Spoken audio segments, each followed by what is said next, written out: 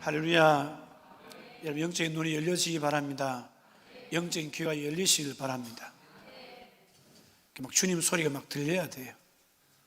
눈에 보이지 않지만, 우리 귀에 들리지 않지만 하나님께서 열어주시면 들리게 될 줄로 믿습니다. 하나님 나라가 있잖아요. 몇 차원인지 모르겠지만 분명히 하나님 나라는 존재하는 거예요. 주님 말씀하실 때 들리는 역사가 있는 줄로 믿습니다. 믿음은 그리스도의 말씀으로 라는 제목으로 함께 은혜를 나눕니다. 하나님께서 사람에게도 동물에게도 들을 수 있는 귀를 주셨습니다. 동물들은 사람들보다도 청력이 더 좋지요. 멀리 있는 소리도 잘 들을 수 있습니다. 바스락거리는 소리에도 굉장히 민감해요. 사람들 중에도 보면은 소리에 민감하신 분들이 있습니다.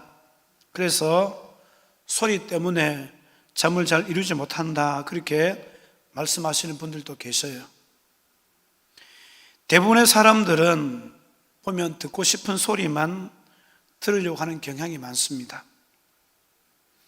사람들은 살아가면서 삶의 지혜가 되고 유익이 되는 정보를 많이 듣고 싶어 합니다. 어디 가면 물건값이 싸다고 하더라, 건강에는 무엇이 좋다고 하더라, 나라에서 어떤 사람에게는 지원금을 준다고 하더라, 이런 소리 들으면 굉장히 민감하게 반응하시는 분들이 많이 있지 않습니까? 그러나 정작 들어야 할 소리, 생명의 소리, 영혼 구원의 소리는 듣기 싫어하는 경우가 많아요. 영혼이 살찌는 소리를 여러분 자꾸 들으셔야 돼요. 사랑하는 성도 여러분, 우리에게 가장 필요한 소리는 우리의 생명을 살리는 구원의 소리, 복음의 소리인 줄로 믿습니다. 이런 소리를 자꾸 들으시고 또 바깥에 가서 전하시고 그렇게 하셔야 된다는 겁니다. 로마의 교회가 생기게 된 것은 오순절 성령 사건 이후로 생각되어집니다. 로마의 유대인들이 오순절에 예루살렘에 갔다가 성령을 받고 로마에 돌아와서 사실 유대교도 믿었지만은 예수도 믿는 신앙을 가지고 있었던 것을 보게 되어집니다. 초기 기독교 특징은 그래서 이 유대교와 기독교가 잘 구분되지 않았습니다. 그러나 이방인 개종자들이 자꾸 증가함에 따라서 기독교와 유대교가 점점 구분이 명확해졌습니다. 로마 사람 가운데도 상당수 예수를 믿는 사람들이 많이 생겼다는 거예요. 그런 중에 로마에 한 가지 중요한 사건이 발생합니다. 클라우디우스 황제 때에 유대인들이 폭동을 일으키는데 기독교인들과 유대인들이 충돌해서 큰 폭동이 일어나게 됩니다. 이때 클라우디우스 황제가 이 유대인들은 골치 아픈 종족이다, 그렇게 해서 로마에서 전부 다 추방하게 됩니다. 추방된 사람들 가운데는 여러분 우리가 잘 알고 있는 이 사도 바울과 같이 사역을 했던 브리스길라와 아굴라 같은 이런 사람도 있었어요. 유대인들이 추방을 당하게 되자 이 남은 로마 교회는 유대인 중심에서 이방인 중심의 교회로 바뀌게 되는 겁니다. 그러다가 이 클라우디우스 황제가 죽고 이 유대인들에 대한 추방 명령이 풀리게 되어지자 다시 이 유대인들이 로마로 많이 들어와요. 그래서 자연스럽게 교회 안에는 이방인과 유대인들이 다시 이제 같이 신앙생활하게 되어지는데, 여기에 이제 또 문제가 발생하게 된다는 겁니다. 이 문제들은 이 구원의 문제와 직결되는 것을 보게 되어집니다. 그래서 예수만 믿으면 된다, 이렇게 이야기하는 부류가 있는가 하면은 예수만 믿어서 되겠냐? 너무 약하지 않냐? 그래서 율법도 지켜야 된다. 이게 이제 유대인들 생각이었습니다. 이것에 대해서 사도 바울은 유대인이나 이방인이나 예수 그리스도를 믿음으로 의롭다함을 받을 수 있다라고 선포한 거예요. 그래서 로마서의 주제는 오직 의인은 믿음으로 말미암아 살리라, 이 말씀입니다. 사도 바울은 로마서 1장에서 8장까지에는 보면은 죄가 무엇인지, 복음이 무엇인지, 구원이 무엇인지, 어떻게 해야 구원을 받는지 등에 대해서 교리적으로 잘 풀어서 설명하고 있습니다. 그리고 그는 예수를 만난 후에 누리는 영광과 기쁨과 감격을 로마서 8장 말미에서 그는 고백하는 거예요. 로마서 8장 35절에서 39절까지의 말씀을 보면은 이렇게 말씀을 하고 있는데, 우리 같이 한번 읽어보겠습니다. 시작. 누가 우리를 그리스도의 사랑에서 끊으리요? 환난이나 공고나 박해나 기근이나 적신이나 위험이냐 칼이라. 기록된 바 우리가 종일 주를 위하여 죽임을 당하게 되며 도살당할 양같이 여김을 받았나이다 함과 같으니라. 그러나 이 모든 일에 우리를 사랑하시는 이로 말미암아 우리가 넉넉히 이기느니라. 내가 확신하노니 사망이나 생명이나 천사들이나 권세자들이나 현재일이나 장래일이나 능력이나 높음이나 깊음이나 다른 어떤 피조물이라도 우리를 우리 주 예수 그리스도 안에 있는 하나님의 사랑에서 끊을 수 없으리라. 할렐루야. 예수 그리스도 안에 있는 하나님의 사랑에서 끊을 수 없다는 게, 바울은 얼마나 지금 감격하고 있는지 몰라요.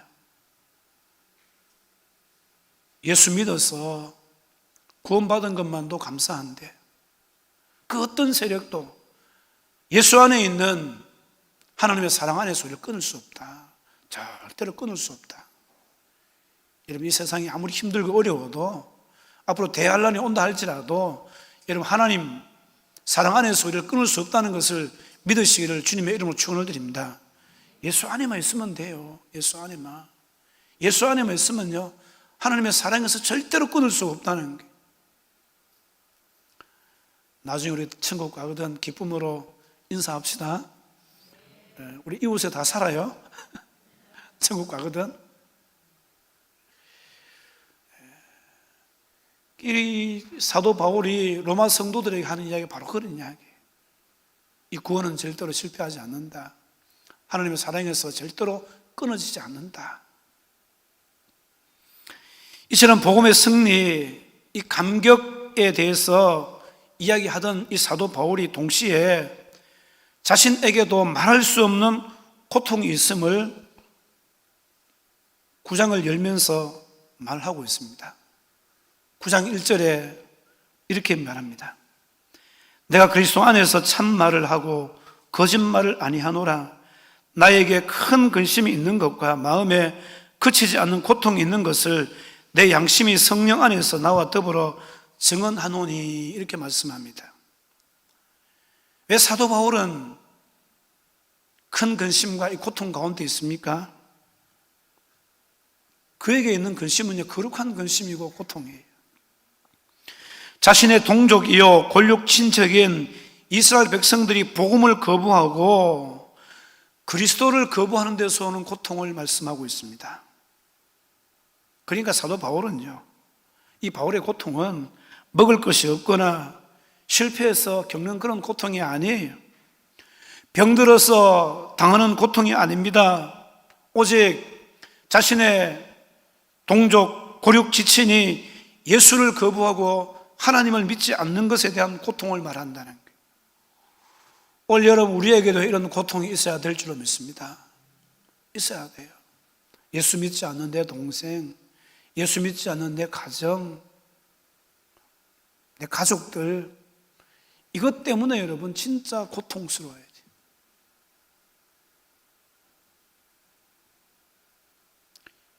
오늘 본문에 있는 10장으로 넘어오면서 이 동족에 대한 이 고통이요, 뭐로 바뀌는가 하면은 기도로 바뀌어요. 기도로 바뀌어요.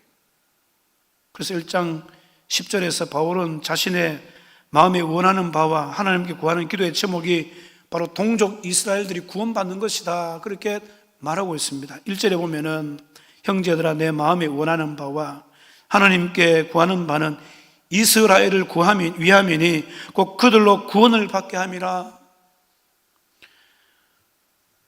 사랑하는 성도 여러분, 오늘 이 바울과 같은 이 심정이 우리의 심정 되기를 주님의 이름으로 축원을 드립니다. 구원받지 못한 그 가족을 위해서 여러분 진짜 고통스러워야 되고, 이 고통의 문제가 기도로 승화시켜 나가야 돼요. 그래서 마음을 다해서 하나님께 기도하여서 그 영혼이 구원받을 수 있도록, 그래서 우리가 나중에 다 함께 천국 갈 수 있도록, 그렇게 여러분 우리의 신앙이 그렇게 되어져야 될 줄로 믿습니다. 6절에서 8절의 말씀은 보면은 구약 성경 신명기 30장 11절에서 14절의 말씀을 인용하고 있는 것을 봅니다. 자, 신명기로 한번 가보겠습니다. 신명기 30장 11절에서 14절까지 말씀을 한번 읽어보십니다. 시작. 내가 오늘 내게 명령한 이 명령은 내게 어려운 것도 아니요 먼 것도 아니라 하늘에 있는 것이나 아니니 내가 이르기를 누가 우리를 위하여 하늘에 올라가 그의 명령을 우리에게로 가지고 와서 우리에게 행하게 하려 할 것이 아니요 이것이 바다 밖에 있는 것이 아니니 내가 이르기를 누가 우리를 위하여 바다를 건너가서 그의 명령을 우리에게로 가지고 와서 우리에게 들려 행하게 하려 할 것도 아니라 오직 그 말씀이 내게 매우 가까워서 내 입에 있으며 내 마음에 있은즉 내가 이를 행할 수 있느니라. 자, 여기 보시면요, 말씀이 멀리 있는 것이 아니라 가까이 있다라는 것을 말씀하고 있습니다. 얼마나 가까운가 하면은 어디에 있다고 말씀하죠? 내 입에 있으며 내 마음에 있어서 이 말씀하고 있어요. 그래서 이 말씀이 떨어지면 곧바로 행할 수 있다라는 그런 말씀을 하고 있습니다.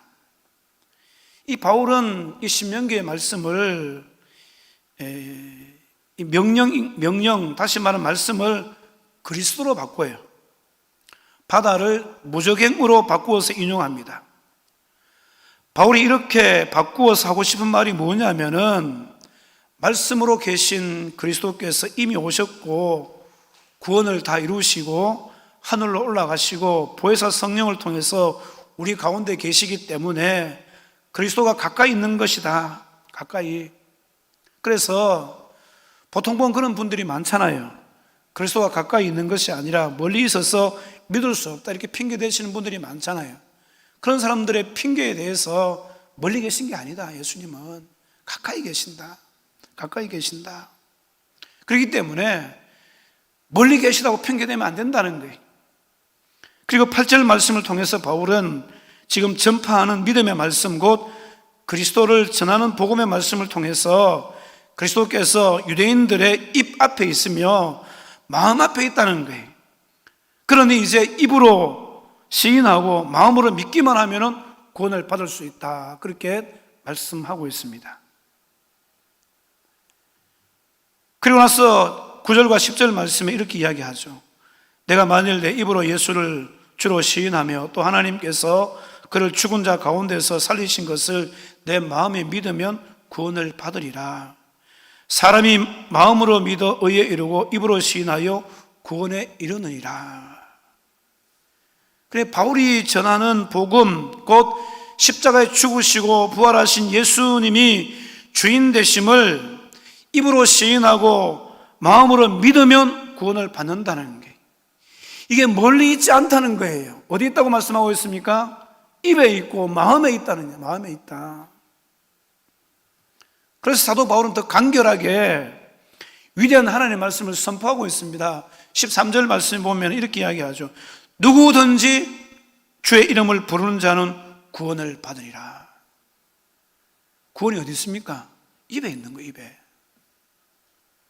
누구든지 주의 이름을 부르는 자는, 입으로 부르는 자는, 마음으로 신하면 구원을 받는다는 거예요.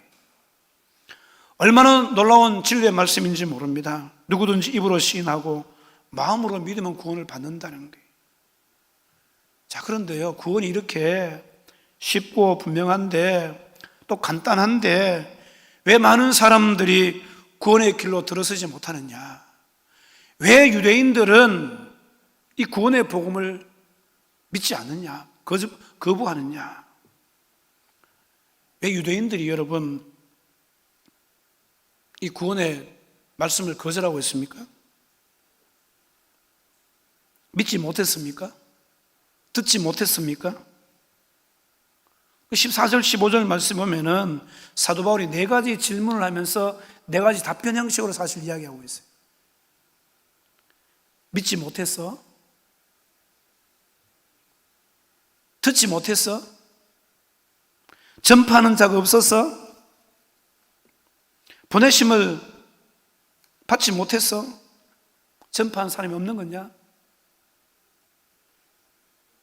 그러면서 사도 바울은요, 이사야 52장의 말씀을 인용하면서 좋은 소식, 곧 복음을 전하는 사람의 발이 아름답다, 그렇게 선포하고 있습니다. 여러분의 발이 이런 복된 발이 되시기를 주의 이름으로 축원을 드립니다.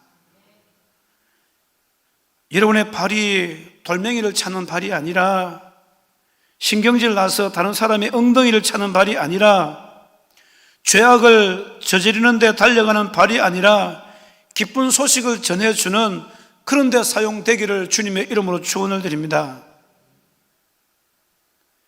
16절 말씀에도 이렇게 이야기해요. 그러나 그들이 다 복음을 순종하지 아니하였도다. 이사야가 이르되 주여 우리가 전한 것을 누가 믿었나이까 하였으니. 무슨 말입니까? 복음을 계속 전했다는 거예요. 그런데 모든 사람들이 복음에 순종한 것은 아니었다는 거예요. 어떤 사람은 순종했지만 어떤 사람들은 순종하지 않았다는 거예요. 그 사람들이 누구라고 이야기하고 있습니까? 이스라엘, 유대인들이 이스라엘이다, 유대인들이다, 그런 말씀하고 있는 거예요. 구약을 보게 되어지면요, 여기 분명히 복음이 다 들어있습니다. 그렇잖아요. 하나님께서 선지자들을 계속 보내시잖아요. 메시아에 대해서 계속 보내는데, 근데 그들이 거부한 거예요. 그들은 복음에 반응하지 않았습니다. 복음을 들을 수 없었던 이방인들은 복음을 받았는데요, 복음을 받아들여야 된 이 유대인들은 복음을 거절하고 결국은 예수님을 십자가에 못 박아버렸다는 겁니다. 왜 그들은 복음을 거부했느냐? 복음을 듣지 못했습니까? 복음을 듣지 못해서 복음을 거부했습니까? 아닙니다. 로마서 3장에 가보면은 이 유대인들은요, 하나님의 말씀을 맡은 자다. 하나님의 말씀을 맡은 자예요. 여기서 말하는 하나님의 말씀은 구약 성경을 말합니다. 그들은 구약의 말씀을 다 외우다시피 한 거예요. 그 정도로 구약의 말씀에 능통한 사람들입니다. 그게 딱지가 않도록 말씀을 들었어요.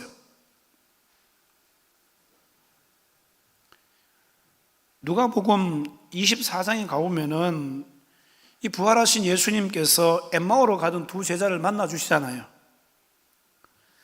구약의 말씀을 가르치시는데 예수님에 관한 말씀들을 찾아서 예수님이 다 풀어주시는 거예요. 그러자 어떻게 되었습니까? 그들의 눈이 열리고 마음이 뜨거워졌다. 성경 그렇게 말씀을 하고 있습니다.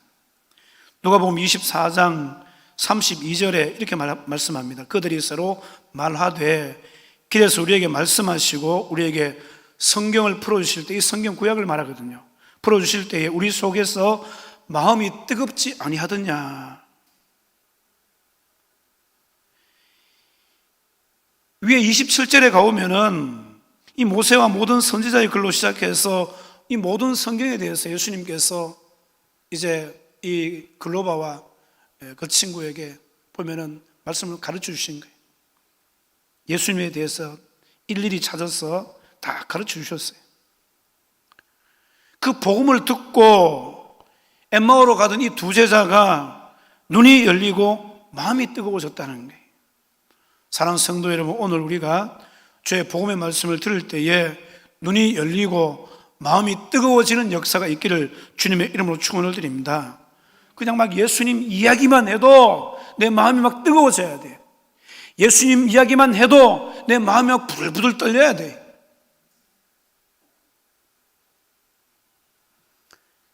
그러니까 여러분, 누가복음 24장을 통해서 볼 때 구약에는 예수님의 이야기로 가득 차 있다는 거예요. 그러니까 이 유대인들, 이 이스라엘 백성들도요, 구약 성경을 통해서, 그 말씀을 통해서 충분히 예수님을 만날 수 있지 않습니까? 이 구약의 말씀을 유대인들은 늘 듣고 암송까지 하는 거예요. 그러므로 유대인들의 문제는 듣지 않아서가 아니라는 거예요. 많이 들었다는 거예요. 들어도 그 말씀을 그리스도의 말씀으로 듣지 않았다는 사실이에요. 오늘 여러분, 우리가 하나님의 말씀을 들을 때에 사람의 소리로 들으면 은혜가 되지 않습니다. 믿음이 생기지 않아요. 그리스도의 말씀으로 들어야 믿음이 생기는 줄로 믿습니다. 이 말씀을 통해서 주님의 육성이 들리셔야 돼요. 성경을 읽을 때도 마찬가지입니다. 그냥 글을 읽는 것이 아니라 이 성경을 읽을 때에 나를 구원하시기 위해서 피 흘려 죽으시고 부활하신 그 주님의 육성이 막 들려져야 돼요. 그렇게 할 때 그 살아있는 말씀을 통해서 변화의 역사가 일어나고 믿음이 생기게 된다는 것입니다. 이 유대인들, 이스라엘 백성들은 구약 성경을 너무나도 자주 읽고 들었지만, 그래서 다 외우다시피 할 정도였지만 예수님을 찾아내지 못했고 십자가와 부활을 발견하지 못했다는 사실입니다. 이런 구약 성경에서 메시아, 그리스도이신 예수님을 빼버리면 무엇이 남겠습니까? 구약 성경에서 그럼 예수님 빼버리면은 뭐가 남겠어요? 이스라엘의 역사만 남는 거예요. 역사만. 이스라엘의 역사는 이스라엘 사람들에게만 의미가 있지 다른 나라 사람들에게는 아무 의미가 없잖아요. 예를 들면 그렇습니다. 우리나라에 삼국사기나 조선왕조실록이나 여러분, 이런 책들이 미국 사람이나 독일 사람들에게 뭐가 필요하겠어요?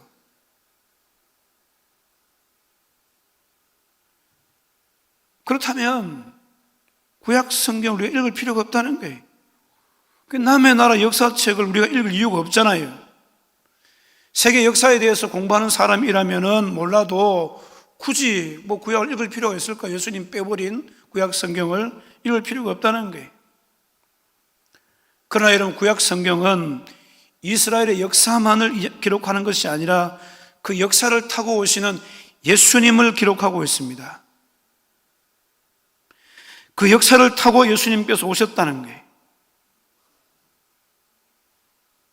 왜 예수님께서 그 역사를 타고 오십니까?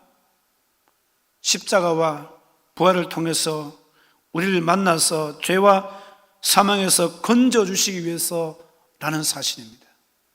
다른 이유가 없어요. 구약의 역사를 통해서 주님께서 오신 이유는요, 우리 구원하시기 위해서, 우리 한 사람 구원하시기 위해서 예수님께서 그렇게 오셨다는 겁니다. 이 말씀을 통해서 그래서 우리는 그 주님의 음성을 들으셔야 돼요. 역사를 타고 오신 그 예수님의 음성을 들으셔야 돼요.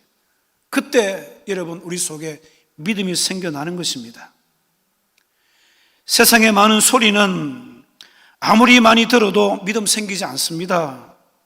그냥 지식이 쌓이고 신념이라는 것이 자리 잡을 수밖에 없어요. 그러나 주님의 말씀을 들을 때에 반드시 여러분 기억하시기 바랍니다. 믿음이 생기게 되어 있습니다. 어떤 분이 말해요. 그 소리가 그 소리지 뭐. 공자가 하는 이야기나 예수가 하는 이야기나 뭐가 달라. 이런 똑같습니까? 아닙니다. 공자가 100번 말해도요, 거기는 생명이 없어요. 이 세상의 소리에는 이런 생명이 없습니다. 그러나 그리스도의 말씀은 살아있는 생명의 말씀이기 때문에 그 믿음의 씨앗이 마음밭에 뿌려지면 자라게 되어진다는 게, 그리고 결국은 훌륭한 믿음의 결실을 맺게 되는 것을 보게 되어집니다. 이 하나님의 말씀은 살아있는 말씀이에요. 말씀이 살았어요. 히브리서 4장 12절 말씀 같이 한번 읽어보실까요? 히브리서 4장 12절 말씀 같이 읽습니다. 시작. 하나님의 말씀은 살아있고 활력이 있어 좌우의 날선 어떤 검보다도 예리하여 혼과 영과 및 관절과 골수를 찔러 쪼개기까지 하며 또 마음의 생각과 뜻을 판단하나니. 보세요, 말씀이 살아있잖아요. 이 말씀이 살아있어서 내 속에 들어와서 역사하게 되어지면은 믿음의 씨앗이 떨어집니다. 믿음이 자라는 거예요. 내 생각과 뜻을 감찰하시고 판단하는 거예요. 오늘 여러분이 하나님의 말씀을 통해서 여러분 속에 여러분 하나님께서 원하시는 온전한 믿음이 세워지기를 주님의 이름으로 축원을 드립니다. 그러므로 어떻게 하셔야 돼요? 하나님의 말씀은 자꾸 들어야 돼요. 자꾸 들어야, 그래야 믿음이 자라는 거예요. 믿음이 생기는 거예요. 그래서 믿음은 들음에서 나는 것이다. 오늘 본문에 말씀하고 있지 않습니까? 그러므로 믿음은 들음에서 나며 들음은 그리스도의 말씀으로 말미암았느니라. 여러분, 세상의 소리, 여러분 우리의 삶에 유익한 것도 많아요. 많아요, 진짜요. 그렇지만 여러분, 거기에 생명 없습니다. 우리 생활에 어떤 지혜를 주는 말도 많죠. 듣는 것도 좋아요. 그렇지만 여러분, 더 중요한 것은 뭡니까? 하나님의 말씀, 생명을 주신 하나님의 말씀을 자꾸 들어야 돼요. 생명의 소리로 들어야 됩니다. 주님의 목소리로 들으셔야 돼요. 그리스도의 말씀으로 들으셔야 돼요. 그럴 때 여러분, 이 들음에서 믿음이 생긴다는 거예요. 말씀을 잘 들을 때 누가 역사하겠습니까? 보혜사 성령님이 역사하시는 거예요. 어떻게 역사하십니까? 성령께서 어떻게 역사하시죠? 말씀을 들을 때에 예수님께서 하신 말씀을 기억나게 하시고 가르쳐 주신다는 거예요. 이 부분은 여러분 요한복음 14장에서 16장까지 읽어보면 충분히 여러분 이해하실 수 있을 거예요. 보혜사 성령님 하시는 일은 바로 그거예요. 예수님께서 하신 말씀을 기억나게 하시고 가르쳐 주신다는 거예요. 그래서 그 말씀으로 살게 되는 것을 보게 되어집니다. 말씀으로 살게 된다는 것은 무슨 말이죠, 여러분? 말씀의 영향을 받는다는 거예요. 여러분, 내가 신앙생활을 한다고 하면서 하나님의 말씀에 영향을 받지 않는 것은 믿음 없는 일이에요. 그렇지만 우리가 하나님의 말씀을 듣고 영향을 받아서 그 말씀의 다스림을 받고 있다면 내 속에 믿음이 생긴 거예요. 그 믿음으로 살게 되기를 주님의 이름으로 축원을 드립니다. 하나님의 말씀에 영향을 받으셔야 돼요. 자, 말씀을 들으려면 어떻게 하셔야 되죠? 어떻게 해서든지 여러분 모이기를 힘써야 돼요. 히브리서 10장 25절에 모이기를 피하는 어떤 사람들의 습관과 같이 하지 말고 오직 고나의 그날이 가까움을 볼수록 더욱 그리하자, 이렇게 말씀하죠. 그 날이 가까울수록, 주님 오실 날이 가까우면 가까울수록 어떻게 하셔야 돼요? 더 모이기를 힘써야 된다는 거예요. 모여서 예배하고, 모여서 기도하고, 모여서 성경 공부하고, 모이기를 힘써야 된다는 거예요. 모이기를 피하는 어떤 습관같이 하지 말아라. 지금 코로나로 말미암아서 어떤 이 상황들이 자꾸 모이는 것을 방해하고 있지 않습니까? 이것도 여러분 진짜 우리가 기도하셔야 돼요. 우리 모여서 예배 드리고 하나님을 경험해야 되는데 이런 것들로 인하여서 자꾸 방해를 받으니까 우리 믿음이 안 자라잖아요. 자꾸 모이고 말씀 듣고 예배하고 그래야 믿음이 생기는 거예요.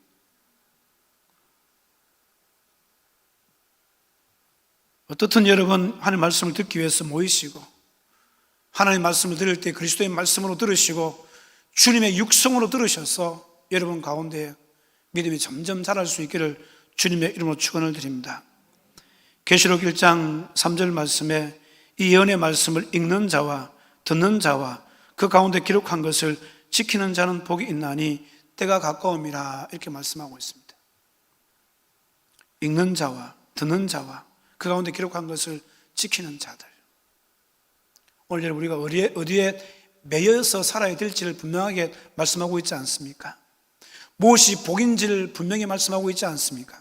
특별히 마지막 때는요, 여러분 하나님의 말씀을 읽고 듣고 그 가운데 기록한 것을 지키셔야 복이 된다는 거예요. 이 복은 뭡니까? 주님 오셨을 때 주님을 영광스럽게 맞이할 수 있는 그 은혜를 말씀하고 있습니다. 그렇기 때문에 여러분 이 마지막 때에 더 말씀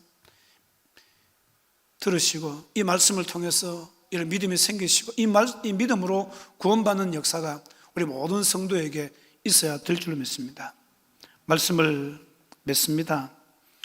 17절 말씀 우리 같이 한 번 더 한번 읽어보십니다. 시작.